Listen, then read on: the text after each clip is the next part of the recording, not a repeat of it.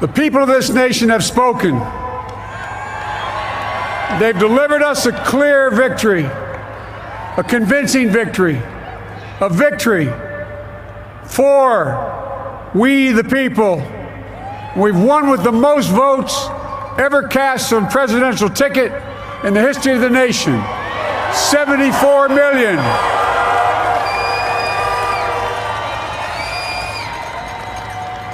What I must admit has surprised me.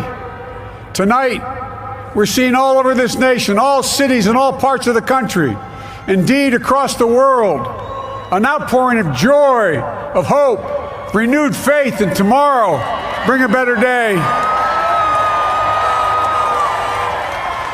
And I'm humbled by the trust and confidence you've placed in me.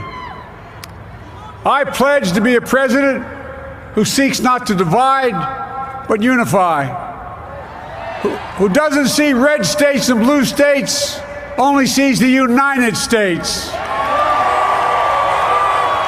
and work with all my heart, with the confidence of the whole people, to win the confidence of all of you. And for that is what America, I believe, is about. It's about people. And that's what our administration will be all about.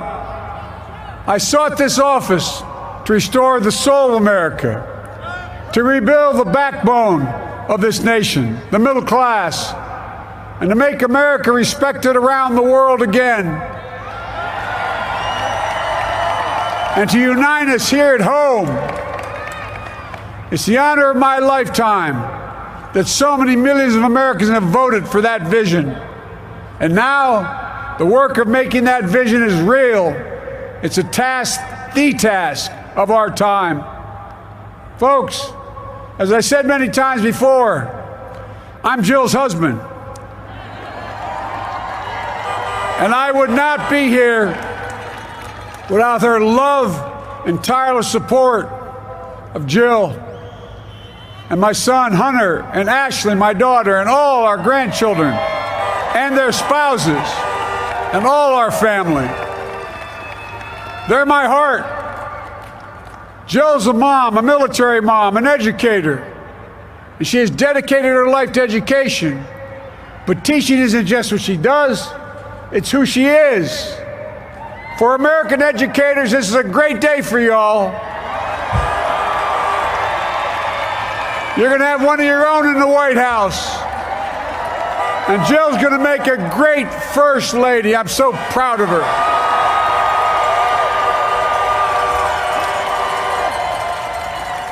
And I'll have the honor of serving with the fantastic Vice President who you just heard from, Kamala Harris, who makes history as the first woman, first black woman, the first woman from South Asian descent, the first daughter of an immigrant ever elected in this country. Don't tell me it's not possible in the United States. It's long overdue. And we're reminded tonight of those who fought so hard for so many years to make this happen. But once again, America's bent the arc of the moral universe more toward justice. Kamala, Doug, like it or not, your family, you become an honorary Biden, there's no way out.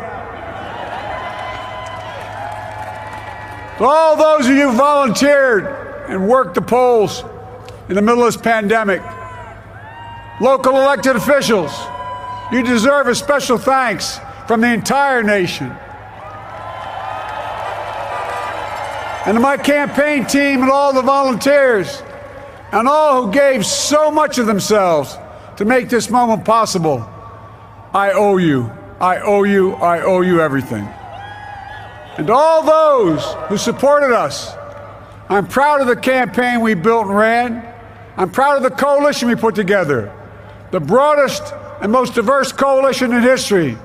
Democrats, Republicans, independents, progressives, moderates, conservatives, young, old, urban, suburban, rural, gay, straight, transgender, white, Latino, Asian, Native American.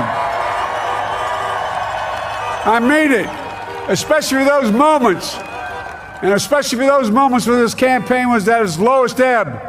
The African-American community stood up again for me.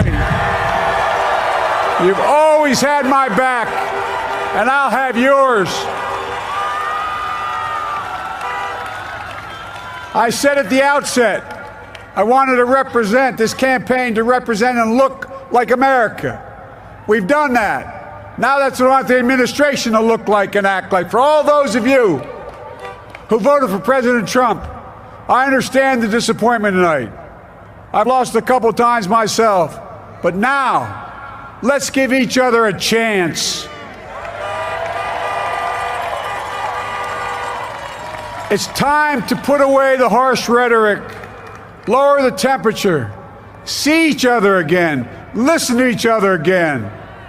And to make progress, we have to stop treating our opponents as our enemies. They are not our enemies. They are Americans. They are Americans. The Bible tells us, to everything there is a season, a time to build, a time to reap and a time to sow, and a time to heal. This is the time to heal in America.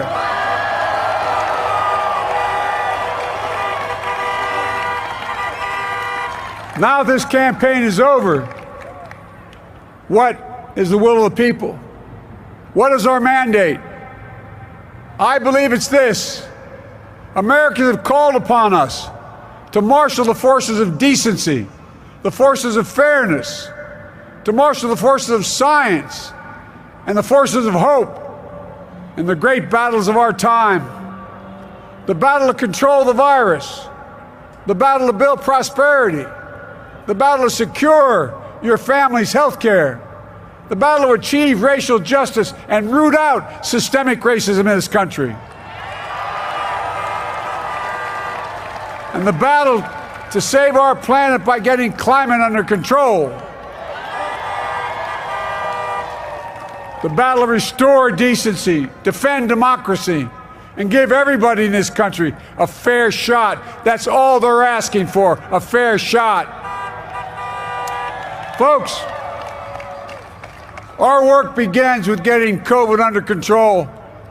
We cannot repair the economy, restore our vitality, or relish life's most precious moments, hugging our grandchildren, our children, our birthdays, weddings, graduations, all the moments that matter most to us, until we get it under control.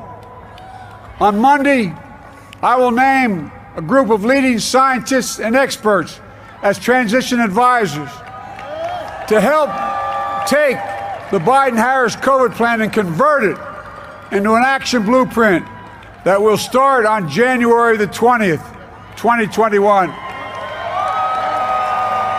That plan will be built on bedrock science. It will be constructed out of compassion, empathy, and concern. I will spare no effort, none, or any commitment to turn around this pandemic. Folks, I'm a proud Democrat,